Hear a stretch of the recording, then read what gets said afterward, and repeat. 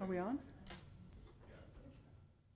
Okay, good evening. I'm calling the regular meeting of the Daly City Library Board of Trustees, Tuesday, August 15th, 2017, to order. Let's begin with the pledge to the flag, please. Pledge allegiance to the flag of the United States of America and to the republic for which it stands, one nation, under God, indivisible, with liberty and justice for all. Okay. Do a quick roll call. Yes, please. Thank you. Trustee Reyes is not here. Trustee De Vera. Present. Trustee Louie Is upstairs, coming down. is here. We'll acknowledge your presence. Yeah. Vice President Chubunka. I think I'm here. I am here. And President Lex. Here. Okay. Okay. Has everyone had a chance to look at the agenda? And if so, I would entertain a motion to approve the agenda. Motion to move. Is there a second? Okay, it's been moved and seconded to approve the agenda. All in favor, say aye. Aye. Aye. Any opposed? Okay, thank you. And I hope everyone's had a chance to review the minutes. Again, I would like a I'll make motion. a motion to Thank you. approve the minutes. It's been moved. Is there a second? I second that. Okay, thank you very much. Moved Still and wanna seconded try to that approve the ocular. minutes of the regular meeting of June 20th, 2017. That's approved. Okay, Director's Report, Analytics on Demand, please. Turn it over to you. Okay. Well, we're lucky today to have Mr. Cole Johnson with us, our supervising librarian, and he also represents us on the PLS Information Services Committee, and they have been experimenting with a product that is for internal use for kind of segmenting and looking at our population and how to better reach them, and I will let him explain it because he understands it much better than I. Sounds good.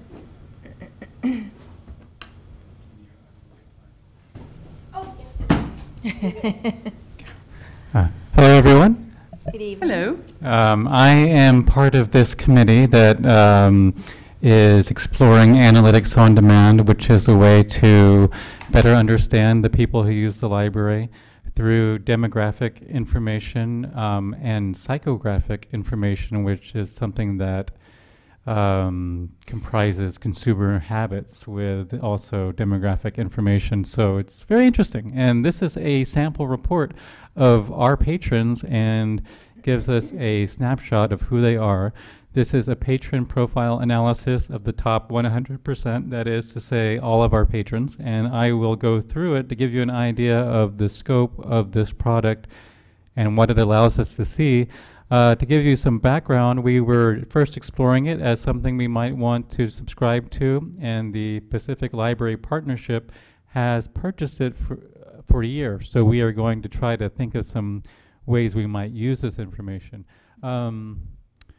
So the library patron analysis can be used to craft marketing messages, which is key. It gives us information such as these households are mail responders. They might be likely to respond to a postcard we send them, or perhaps they're maybe more likely to look at a Facebook message. So it helps us do targeted mailing. It helps us stock appropriate library materials by understanding who our users are. Are they families with lots of young children? Then we will focus on children's books. Are they, which is actually what we have. I'll show you later. They are families with children, and we know that. But if there were other groups, we could target our resources more effectively and make informed decisions about what we choose to do and programming we do, areas we want to focus on for outreach. I like to always give the example of this is really good if you're planning to maybe build a new library or maybe find where you want to do outreach where people aren't using the library and where you can go out to meet them, or maybe plan a bookmobile route if we were to launch something like that. But let's go ahead and scroll down. So we're going to look at the following: the Mosaic lifestyle segmentation chart, and Mosaic is our consumer groups done by Experian, who you may have heard, the consumer credit reporting agency. We're also going to see some map data about checkouts, and we're going to see whether they are living nearby a library, the presence of children, the likely presence of children, and the income. So let me scroll through the text and get to some of the fun information here. So this is our service area demographic overview. So quickly, it's going to chart some of this data. So we can see we have 32,274 households, and we've seen an increase of 1.6% to 33,002 households in 2010. And it also has some projections. You'll see that in the chart, the dark blue is 2000, 2010 is the silver color, and 2016 is represented by the salmon color, and 2021 is the lime green color. So you see that we are an area that is growing, and it is also represented down here in tabular format. Then we can see the average age of our city is the median age, excuse me. The median age is 35.6 in 2000. In 2010, it's 38.4. In 2016, it's 38.8, and it's projected to be 39.7. So we can see that we are an aging community, and for whatever reasons, we don't have any data to explain that, but we can see that maybe we want to tailor services to maybe an aging community. So we get sort of an overview of who our people are. And I'm just going to cycle through because there's a lot of information, but then you'll see also in tabular format, you'll see it broken down in the major age groups from, for example, 0 to 4 to 5.5 to 14 and so forth, and how they are projected to grow, what percentage of the population they were. And then the percent change you can see at the far right of the column here. Of course, we also see race and ethnicity, which is also taken from the census data. So we can see that the 2016 estimate, the best data we have now, we're looking at 59.2% Asian, Hawaiian, or Pacific Islanders, so that's a majority. And then we can see how it's broken down amongst the other groups, and we can see how that the change has either increased or decreased by those groups, which is really interesting to look at. We can see the household income information, and the predominant current year income in 2016 was 100 to 150,000. And then we can see how that's broken down. I'm going to move pretty quickly through the census information because I feel like it's kind of standard information. We see that it's charted and we see that it's represented in tabular format. But I want to move on to the library specific information because it's really the most interesting part. Languages spoken at home, we can see that represented blue, red, and green, 2016 being red. And then we can see how speaking English only at home is the E column on the far right, and A is speaking an Asian or Pacific Island language at home. So we can see how those are our two big groups. In Asian Pacific Island language being the leader there. And then we can see the percentages broken down also. All right, patron analysis. This is the really interesting part, and I think that what we turn to the most, because the census information is something that we're used to looking at. But the way it works is it takes information from our library circulation software, Sierra, and visualizes it in ways that we would be unable to, or so this is the real value of this product. And for this instance, the reason why you're not seeing any patron transactions for the earlier years is because we just ran the last 5 years because it was a pretty big file. So out of 45,231 records, that is to say transactions, materials checked out or renewed, they identified 41,629 individual patron transactions, and then 24,000 that were done at the household level. And let's go back down. And out of these households, out of these 24,448, 19,000, or the great majority of them, were matched, almost 20,000, were matched to the Experian household databases. And that's where we can see some of these consumer profiles that we'll look at in just a moment.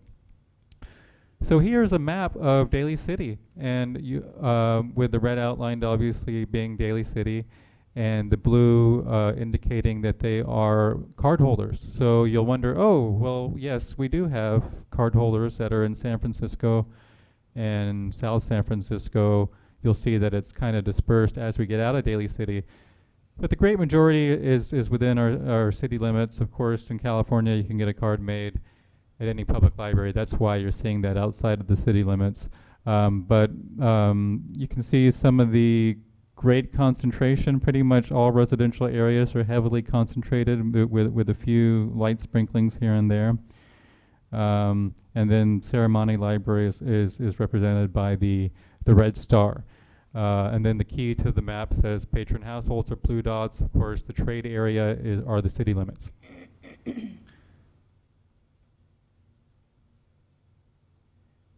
So this is sort of a heat map of our patrons. So obviously the bright red is going to be the heaviest concentration, and then the lightest, it gets lighter as there are fewer. So this shows the red is there's a high concentration above 1,700, and the low, there's a low concentration, and so forth.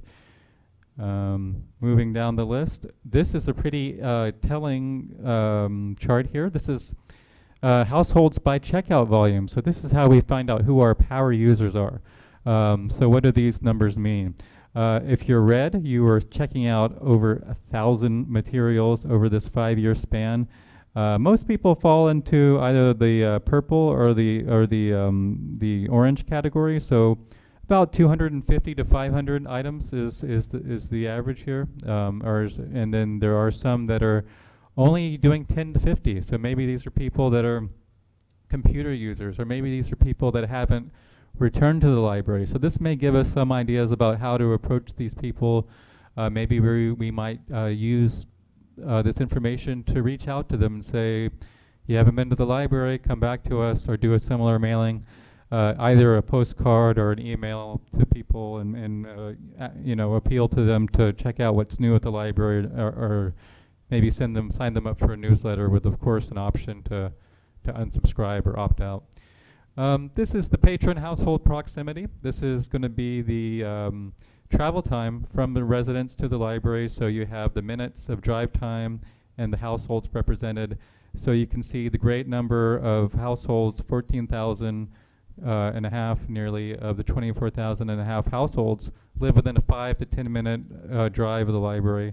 Of course, this also includes the people that fall outside of our trade area because they are patrons. So some people do have more than a 30-minute drive, and those could be San Mateo County cardholders. Then we have in tabular data or in a table format the household checkout volume, with some users checking out over 1,000. Again, most of the users are going to be in the 1 to 250 checkout for that period. So the Experian household demographics are pretty interesting. So people are grouped into these demographics, and it's going to include information about whether they have responded to mail order solicitations. So they're either classified as mail order responders or not, and this is useful because obviously we would be using this information to try to appeal to our patrons. It also includes whether these households have responded to promotions by mail, whether they have a history of mail order buying, and renewals. And so some of this is very seller specific for small businesses or larger businesses, but it can also be useful for our purposes. So here we have the map again by the estimated household income, gives us a sense of how wealth is spread out through our city. And again, the key will show you the ranges of household income. Then we have the patron households by dwelling unit size, whether they live in a, you'll see no red because there are no 100 plus household complexes in Daly City, but the majority of people are living in single family homes with some duplexes which are represented by purple and triplexes by yellow. Smaller apartments are represented by the various shades of green, and that's 10 to 19 and 20 to 49. So we can get a sense of how people are concentrated in our city. Going down here, we have length of residence, and this is pretty interesting because we have another product called A to Z databases, which allows us to create lists of new users, new movers to the area. So if we choose to do a targeted mailing, we can find out everyone who's moved into Daly City or any area that we designate, by the zip code or by the shape. We can draw shapes of a certain neighborhood, and we can get a list of those people. So that's really fascinating, and it also kind of works nicely with this view also. We can see the great majority of people have lived here for quite a while. So that kind of mint green is 20 to 29 years. So we have people that have really strong roots in Daly City. That red is 50 plus years, which is pretty impressive. So we have some longtime dwellers. Newcomers are going to be that yellow orangey color, so you'll see them dispersed through there also. So there's a pretty good mix. Going down the list, we have households by number of adults in living unit. So we often think about the children who come to our story times, but we can also think about adults who like to come to healthy aging or book club programs or any adult programs for betterment, resume building, that kind of thing. So we can see that most of the households are the yellow, as you can see, 2 adults. Some are single people living in the brown color. The pink is unknown, so some of it's unknown. But you'll see that there, again, with the single family home, it's a lot of single people and a lot of 2 adult households. Moving down the list, this is presence of children. So this is really helpful to us. It's not as exact because some of it is pulling off of the Experian information. So children don't have a profile with Experian, thankfully, because they don't have any consumer habits yet. So the blue indicates that yes, there are likely children. The red indicates that there are indicates yes for children. Red indicates no for children. The light blue is likely. The beige is not likely, and the silver is unknown. So you'll see that mostly we can see that we have pretty good information about that. Some of that's uncertain, as I said. Dwelling type, and this indicates another view of sort of the same information. Single families, which are the dark blue, the multi-units are red, and then there are some others, the beige being small apartments. So again, mostly single family homes, but another way of looking at that. Household composition. This is also pretty interesting. The lavender color is 1 adult female. And we see a lot of that. The violet, or the purple color, is 1 adult female plus children. The blue is 1 adult male plus 1 adult female, and the black is 1 adult male plus 1 adult female plus children. So we can see that there maybe are some, non-traditional or not the maybe not the mother and the father living together, but maybe there's other arrangements, and that's also very informative about who our users are. Moving down the list. And then we have this information presented as a pie chart. It's the presence of children. It's another view. Sometimes I find that map view to be a little disorienting. So this is a nice overview of that. And then table format as well. And I'm going to go through, this is just another graphical representation of the same information, which is helpful because we all have our preferences on how we look at this. So household income, household composition, and I'll just briefly to show you, that's that same information. We can see, it's actually, at a glance, you can see that 2 or more adult males is the most common, and then followed by 1 adult female. So it is helpful to see this information in other forums because different aspects bring themselves out as you look at it.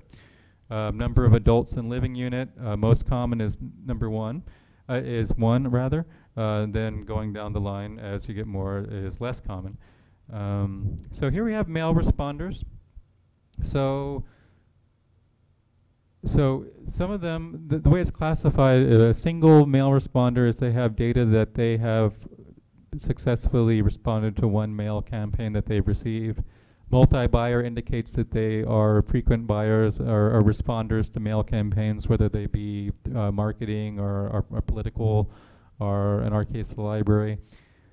58% is unknown, so we can see that maybe, you know, it's not an exact science, but it does give us some good information to go off of. The mosaic profiles. This is pretty interesting. I'm going to tell you, we're going to look at who our big group is. Households are classified into 19 mosaic groups and 71 mosaic types representing similar behaviors and lifestyles, which allows for an easier identification and targeting of households. So let's take a look at who we are mostly. So wow, so here we are. We've got 1 very prominent group here, and then we have a few stragglers. So we are mostly, and I'm going to come down here because I can see it a little better, because I have trouble matching up that line with what it is. So our biggest group is 55% are the cosmopolitan achievers. And then followed by that, our next biggest group would be the steadfast conventionalists, which are 8.5%. And then some very small smattering of other groups. And so let's take a look at what this group, which is such a significant portion of our users, who they are.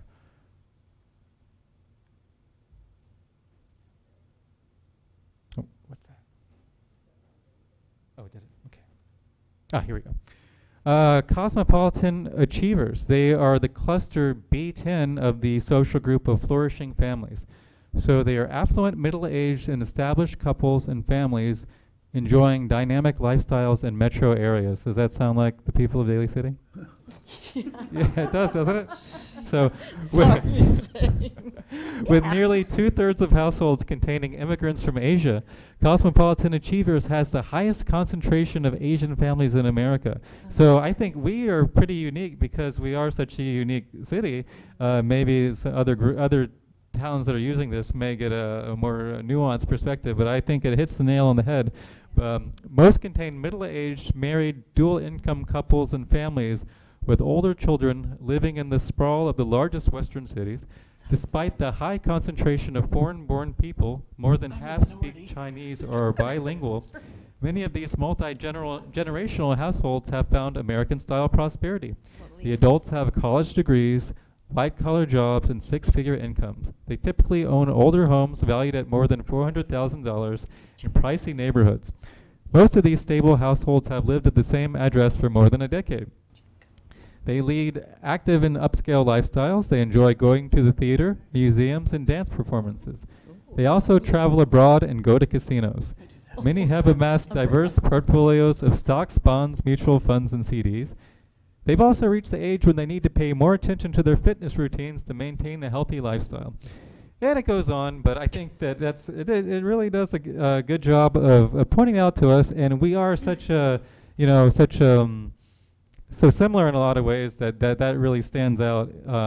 But some of the other groups, we may as well look at one more to see who our second one is, and that would be the steadfast conventionalists at 8.5%. So let's see who these people are and if we recognize them. So the steadfast conventionalists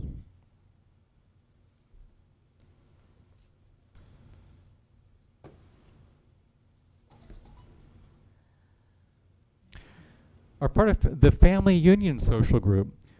Conventional Generation X families located in selected coastal city homes. Steadfast conventionalists are Hispanic immigrants and first-generation Americans living in gateway cities. And we are the gateway to the peninsula. A majority have roots in Mexico, Cuba, and Central America, concentrated in California and Florida. These households mostly contain married couples in their 40s and 50s with school-aged and older children. Their educations are modest, but the multiple earners provide middle-class incomes from a mix of blue-collar and service sector jobs. Many can afford to own modest single-family homes, duplexes, and condos. And it goes on, they like to shoot pool, they like to watch dancing, they like to go to theme parks, some of the younger ones enjoy boxing and skateboarding, they like to go to Disney's and Sizzler for dinner, and they like movies as long as it's a horror or sci-fi film. So that is are the two main groups in Daly City, and there are a few others, Wow. but I think you'll agree that's a pretty Royalty. interesting overview. Yeah, you have a question? American royalty, please. American royalty. No, We have 2 households, so yes. Yeah. And we do have one. There is one picture-perfect family in Daly City. So apparently only one. Oh my gosh, really? How can that? But they all give you sort of an idea of who these groups are. Like couples with clout. descriptions. The aging of Aquarius. We have 24 of those. Oh, wow. Full pockets, empty Golf nest, course and Gordon. urban edge. We have a few of those even. So I want that. yeah, that's pretty interesting, and we have access to reading about who all these groups are, Yeah. and so that is the overview of analytics on demand, and we will be working as the Peninsula Library System to see how we can kind of use it effectively, since we have it for at least 1 more year. And if you have any ideas or things you'd like to see, of course, I can plug numbers in there and give you reports also. Okay. Blue collar comfort. Thank you for that information. You're welcome. Interesting.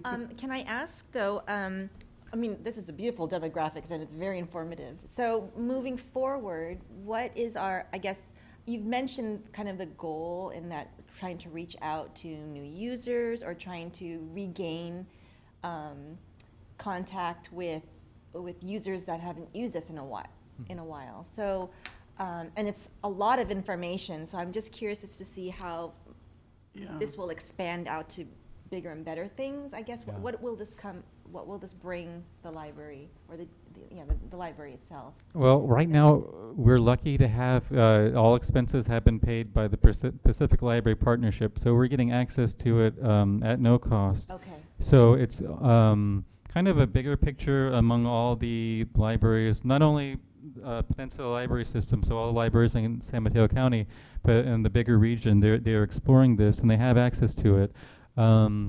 So at the moment, I'm recommending that each library get this report because I feel like it's valuable. And while we have it, I'm part of the committee, so we're going to supply every library at the branch level with a report. So I can give one of these to Bayshore, John Daly. They can all get their own individualized report. Yep. And then that is what I would recommend using it for Daly City would be to find where we can maybe do outreach at schools, or maybe reach out to community groups that are not active users. But you can see from the map we have a pretty involved patron base. We do have some that are either joined and fell off, or maybe they joined to use the computer, or a number of things like that because they have low checkouts. So we might work with the marketing committee that's a bigger San Mateo County effort and see what they have in store. Part of the difficulty is that we don't have full cooperation through all the libraries, and since we are a consortium and we share resources, but we don't share maybe the same directives or the same goals, so that's a challenge for us. But I think that we can get this, we can inform some of our choices that we make by the materials that we buy, by looking at the demographics, what the age of people are. We can see we're an aging population, and we can see that there are a lot of children also that are hopefully bringing our median age down, and so we can make informed decisions about how we spend our limited resources. So that would be how I see it, but it will be a challenge, and it may not be something that continues after this year, but at no cost to us. It's really interesting. Yeah, it doesn't hurt to try. Absolutely. Thank you very much. You're welcome. That was very informative. Yeah, you're Other comments or questions? Oh, I thought it was very Then Lily? informative, too. Yes, no. Okay. It's very Yeah. informative. Thank you for that. Appreciate it. Thank you. You're welcome. Thank you. I've just got a couple of questions. I was wondering, I noticed Serramonte was designated by a red star. Is it possible to put the other libraries in as well? It is. When I run the reports, this is simply a sample report, but when I do similar reports for the branches, they will have their own star. We at this report, excuse me that I'm looking at looking at the furniture, but this report was an overview of everything, so it identified the main branches as the headquarters. I mean, it was an overview of everything insofar as all the users at all 4 branches and all the transactions at all 4 branches, and it pinpointed Serramonte as the headquarters for that reason. That's the biggest. Right, no, I understand that, but since that is identified, in this maze of dots and so on and so forth, I thought it might be easier to identify the locations of the other libraries if they were similarly designated. Is that something you can add? I think it's possible. Certainly, I think it will, when we see the other, when I haven't done these reports because we're doing them methodically, but once we see, I think it'll be interesting to see, for example, Westlake Library and where their users, maybe a lot of their users live in John Daly's neighborhood. So I'm not sure whether we can get all 4 of those red stars, but we can try. Oh, okay. Also, I was wondering, and this is a general request, that when we have a presentation like this, that a copy be provided to people who would like it, because there's so much rich information here, and because of the constraints of time, I appreciate you, going through it as rapidly as you did, but I would certainly like to have the opportunity to look at it more carefully and review certain sections, that I didn't have time to catch. Would anyone else be interested in a Yes, copy? yeah, of course. You guys? That'd be How many good. pages is the report? Well, it's 35, so I can either send you the link or Electronically, can you send it to us electronically? either way. Yeah, I can do both. I mean, if mean, you I don't prefer have my paper, I email. can send you paper, and I can definitely send you the link. Okay, I'll just take the link. I Okay. don't want to wait, chop down on a tree. Are you a link? Link? Link and one I'm- paper. Yeah, I'm the sorry, link is I'm fine. paper. Yeah. No, that's it's fine, whatever you it's fine. prefer. It works. Yeah. I'll definitely get a copy to you Yeah. Okay. and I was distribute just someone. curious. I loved all the explanations on the side that were so. How Did did you they get those? Did you come up with that, or What do you mean? know? That is all. That's the beauty of the software. So we downloaded all of our transactions from our software that we use to check out Uh-huh. materials, put it into this the administrative view, and said, "Do this," and it gave us this report. Oh, Yeah. okay. It also helps us because it helped us clear up our database of users because it found things like bad addresses. If someone makes a new card and they type in the wrong zip code or missing information, and it says this is a bad address, and it helps us do Clean some up the clerical system. behind the scenes work too, which is really important. Yeah. Well, that was super. Thank you very much for Yeah. the presentation, A lot of Cole. work into Thank it. you. Thank you. Okay, moving on to Testing and Education Reference Center. This one's for Mr. Johnson as well. Right. Yes, I am We're showing. on. We had discussed some of the online resources that we have and wanting to take a little closer look. So he's going to show you one of our newer ones. And it's called Testing and Education Resource Center, or TERC. That's right. So we have a package of 10 databases through Gale. They are the publisher, and we get to choose 2, which are discretionary. So 8 are standardized throughout the county. They all have the same ones, and they are all chosen for a reason. They help people do homework, look up journal articles, magazine articles. Then we could choose 2 that we thought would be of interest to people. So we have the Chilton Auto Library, which is how to repair your cars. And then we have the Testing and Education Resource Center, which is what I'm going to show you today. So starting at our homepage, dalycitylibrary.org, you can click on the e-library, which is our library, the electronic version of our library on the side panel here. Everything is organized by a heading. Articles, magazines and newspapers, kids, local history, At the bottom, alphabetically, you'll find the Testing and Education, Reference Center. I call it the Resource Center. The TURC is the Testing and Education Reference Center. It helps you prepare for standardized tests, research undergraduate and graduate programs, find tuition assistance, and explore careers.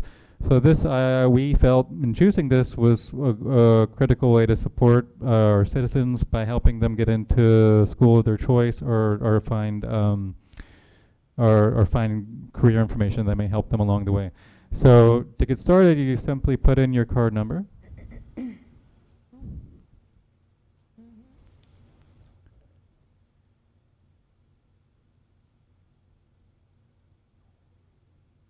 And an exciting news, there's a new easy-to-use mobile responsive interface. So on your iPhone or your iPad, you'll be able to use it and it'll look nice. It won't have to scroll or do weird things. But I'll close that out. That's just a little announcement. So it's a start-to-finish resource with all the information and support materials needed to make informed, confident decisions to shape the rest of your life. One of the most popular things in the library are test preparation books, and we have a big wall of it. People come in, they want to either prepare for the GED, they want to prepare for the GRE, they want to prepare for civil service, they want to prepare for career in law enforcement, they want to prepare for postal exams, real estate. A lot of times we don't have those materials because they're so popular. So we tell them, we refer them to this resource. It always gives you the most recent up-to-date information and practice exams. You can create an account and it'll save your exam progress. You can go back and see, oh, this is where I need to focus on work. So in a way, it's like self-directed tutoring. So not only that, you have information on over 4,000 accredited schools, scholarship search, you have a resume builder, which I played with and won't demo because it is writing a resume, but it formats it very beautifully and guides you through the whole process in a very intelligent way. So it's organized sort of by the point of life you're in. High school tools, you have things like the Peterson's Prep for the GED test. You have the advanced placement exams, Catholic high school entrance exams, academic skills question banks, and we'll look at one of these in brief. But as an overview, there's college prep tools such as the ACT, the SAT, college search. You can research institutions right in here. You can build a resume. As I mentioned, career tools, basic computer skills. So this is kind of an undiscovered use or a little known use that you can, I'll go ahead and click on it. You can go right here and you can learn Microsoft Windows 7, Microsoft Word, newest versions, Excel, Access. Clicking on one of these, a lot of people are confused about Excel. It'll ask you to register because it is access to full text books and exams that are obviously have a lot of obviously have a lot of value. So after logging in, I will see full access. I can go through the table of contents, learn how to edit cells, understand formulas. This is the full text of an ebook, formatted for screen view and full color. And then going back to the main career tools, we have the various clerical exams, vocational tech school search, military, the ASVAB, medical school and nursing, and then grad school, you have the specialized tests there. But I'll just show you a common one I have is people come in and they want to prepare for, let's say, nursing exams. So I'm going to click on medical and nursing. So I often get, I'm doing the NCLEX for our RN, and we look on the shelf. Oftentimes they want a book, so I can give them a book, and I also say, did you know that you can access this 24 hours a day? And they're always really excited about it, obviously.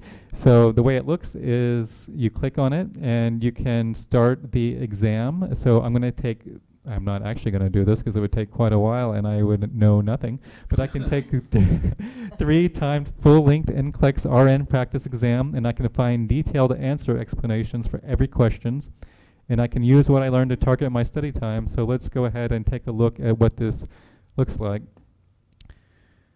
So the value here is immense, obviously, because this is going to let people know their score. It's going to give me a percentage number after I finish it, and it's untimed, so there's no pressure. So I have a question here. The home health nurse is checking a client who had a cesarean section 10 days ago. So this is 200 questions that I have to take, and then I can see, oh, I'm ready to take this test. Actually, I'm ready to pay my fee and you know, and proceed with this. So it's really incredible. And then I'm just going to jump over here. They all look a little different depending on what they have to offer, but I want to show you this because the GED test comes up a lot. So you have the same sort of thing for the GED test, but you also have links to the actual GED, some other resources, but you have the full online book up at the right here.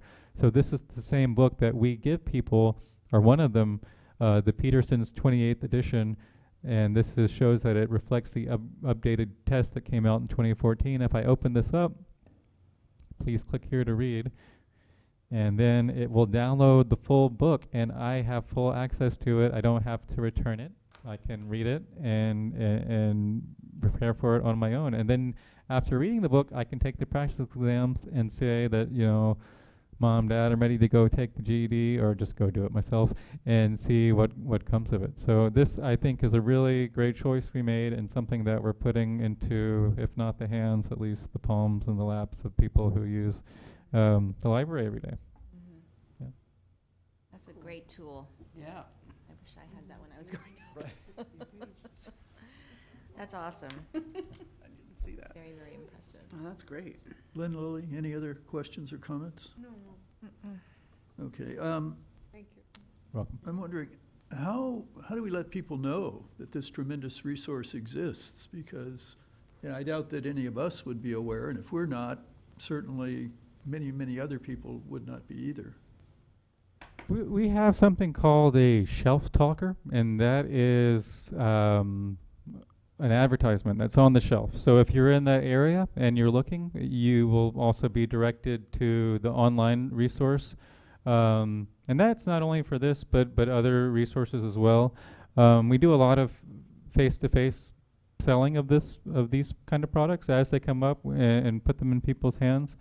I know that Barbara Daniels frequently brings it up when she goes, always brings it up to the teachers, and tries to get cards in the hands of the students and get them connected to this. Other resources could be, I mean, we have, obviously we're part, you know, we've got the community colleges, they're part of PLS, so they're using it, so that kind of removes the need to go to them, but they are putting it in the hands of people on the greater, in the overview. But you know, if we have opportunities to talk with you know, career preparation, or we can mention these and look for those opportunities. And we advertise them at times in our newsletter and put them there, feature them on our website. They're very prominently featured. Let me take you back to the page. The e-library is always here, kind of directing people, trying to get visibility for it, especially as people don't have time to come into the branches. We can see continued use and strong support by people accessing it. Maybe they do it on their lunch break, or they do it, you know, when they get home and they don't have time. It's 6 o'clock. Some of their neighborhood branches close for the evening. So we're always trying to promote that.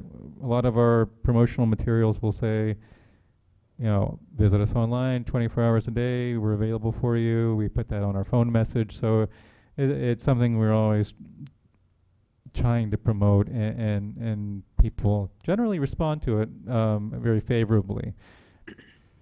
Do we have our library members' emails where we can send out an email blast? We do have that. I mean, they choose when they sign up to put that as their contact.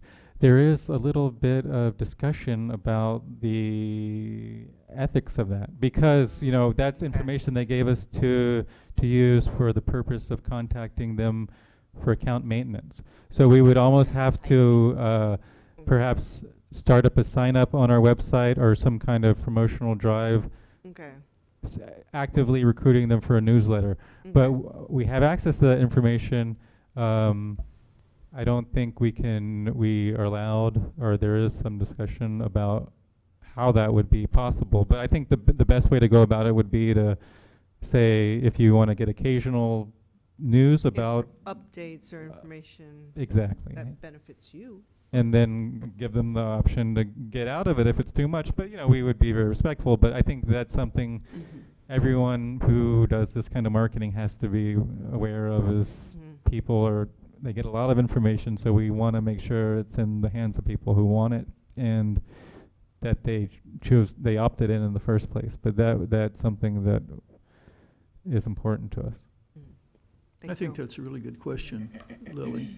And I'm wondering, would there be an objection to querying the library patron audience to see whether or not they would be interested in receiving occasional emails highlighting library services, so that this ethical issue would not be a barrier between us and communicating more frequently and sharing the resources of the library with our patron group overall? Any? Yeah. We can certainly look into developing something that we would be able to offer on maybe a quarterly basis, with a sign up on the website, which is how people sign up for the city's newsletter as well. Right. And I was wondering, when people sign up for a library card, could there be an opt-in position or an opt-out position that they would check, indicating, would you be interested in receiving periodic emails about library services, so that establishes it right from the get-go? That's something that we could look into doing going forward, certainly. The people who have, as Cole said, the people who've given their addresses previously were informed that it would be used solely for account purposes, so it would have to be something we do moving forward. Right. How long would it take you to look into that? I'm not trying to rush you, but I'm just wondering if that would be a good thing to put on the next agenda as a report, or would it take a couple of months to look into? Do we pay for MailChimp? Well, it's going to be something that would have to be phased in as people's library cards expire and they come in and get new cards. They would have a new thing. I will add to that, on the recreation side of the department, we've got probably about 25,000 active users that have online accounts to register for recreation programs, and we have the ability to email blast. We use it very judiciously. Of course, I'm sure. We had a lice outbreak last week, and important information that we want to disseminate, but we don't want to overwhelm people to turn them off. And the other thing we haven't really touched on, but the people that are real avid users have the ability to follow us on Facebook and Twitter and Instagram, and those are the heart and soul, the power users of the library, and we can use those avenues as well to get that information out. So it's a lot of information. I think part of it is, and we'll have to have discussion, how do you encapsulate that in a way that people can absorb it without overwhelming them with what it is. Yeah. And I think working with the schools like Barbara's been doing, that's the target audience too, and to put it right in front of them sometimes is the most effective, rather than casting a really large net when we're not going to catch that many people. Yeah, I totally agree with that. I think, and even like reaching out to, when we were talking about schools, especially in the high school setting and college, in using their libraries, for example, putting out flyers for the students so that they know that they have access to this, because as I have two daughters who have gone through this, not being able to know where they can go to get the resources, buying the expensive books for them, and and then passing it down to others. So knowing that this is available is a plus for the students, especially for students who can't afford to buy the books. So knowing that they have that opportunity to just go online, I think is a plus for them. But I wanted to add also to the e-libraries, do we have some kind of, I guess, a user count, like a counter clock on there to show how many people actually utilize that specific site? We do. Okay. We have, well, we do have, we can track the number of people who visit the e-library page. I don't look at it that often because we have a spreadsheet that's compiled every month by Josh Reeves, showing how many users are on the individual level. For instance, like this General One file or Safari Books Online. How many people are going to those? How many? And some of them have specific information, like Safari Books Online is how many books did they download. Some of them tell you how many pages they read and things like that. So they give you a lot of specific information. Unfortunately, this Testing and Education Reference Center, we didn't have data on because it's one of our, we found out just today, that's one of our discretionary databases, so it's not included in that report, so I'm getting retroactively supplied by them. But we do track that and look at it, and it informs our decisions. For instance, 2 years ago, we dropped an underperforming one that we thought was really nice, which was the Health and Wellness Resource Center. We thought everyone needs that. But then we thought, oh, people are going to PubMed, which is put out by the National Library of Medicine, and that's totally free. And so we direct people there and instead put the Chilton Auto manuals because they stopped printing those in the hard copy. So we use that kind of information to inform these two discretionary ones we get to do every year, every 2 years. Okay, okay, good to know. Yeah, thanks.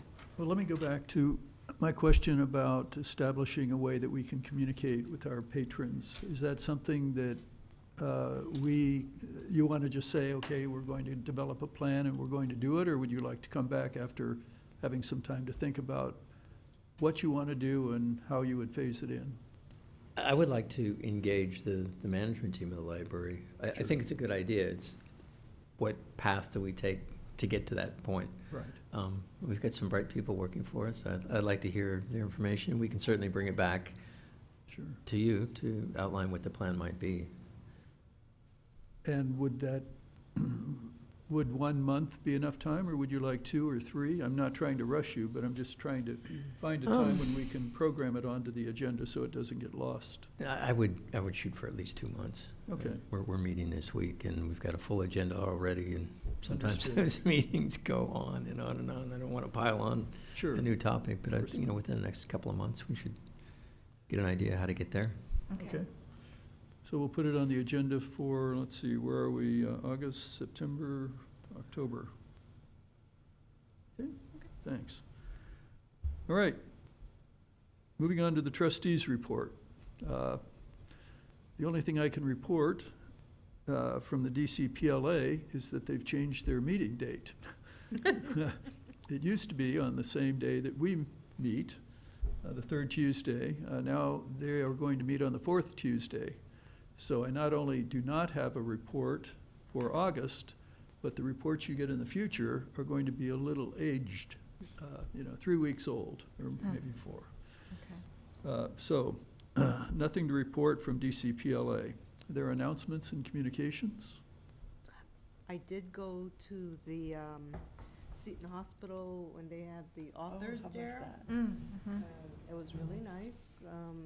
The 2 authors did their book reading, and there was wine and cheese offered by Seton. And turned out to be a good crowd out there. Do you have an estimate about how many people were there, Lily? About 25 or so, 25, 30. Okay. And they sold a good number of books, and they autographed and everything for us. And so, yeah, they're good at that. Yeah. Super. Thank you very much for mentioning that, because I was out of town and not able to attend, and I was curious, so thank you. And I started reading, and it's good.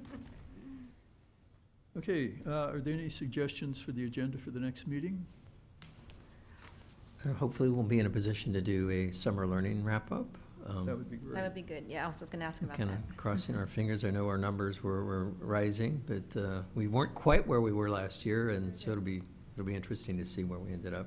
Okay. If there was that rush towards the end. We did have our big end of summer party on Saturday. This past Saturday. So for the people that attained the award levels, so Our super readers. the super Right. readers. Good. I have a But question. I'm sorry to interrupt. I heard on the news a couple weeks ago that the government was handing out grants or something to libraries. Is that true? It was in the millions, and I forgot.